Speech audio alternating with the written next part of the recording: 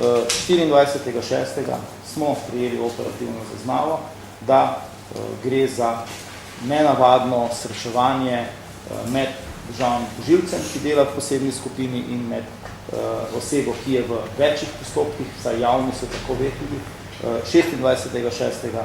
je policija predlagala ukrep tajnega opazovanja in snemanja ter fotografiranja, to je vse en ukrep. Od tožilstva smo 27.6. dobili pisno odredbo za to, kaj lahko policija poruče, in policija je s temi sredstvi prišla 29.6. Do točke, kjer je izvedla odvzem prostosti dvema osebama, ki sta zaključili v tistem trenutku sestanek, tajen sestanek, za katerega ste se tajno dogovorili, in pri tem je bila zasežena dokumentacija, s katero policija razpolaga in bo v nadaljevanju vodila nadaljnje postopke. Mogoče bi se odzval še na to, ko gledam samo osebno na zakonitost dela policije.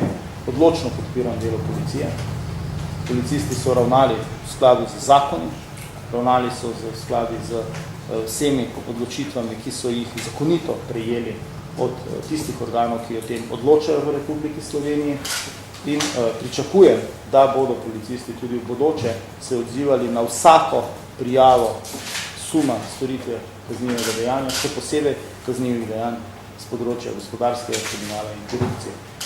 Tako da sem z vsem poročilom, s katerim sem bil seznanjen, se lahko sam prepričal, da je policija delovala v skladu z pravili, ki veljajo v policiji, in pri tem spoštovala vse zakone,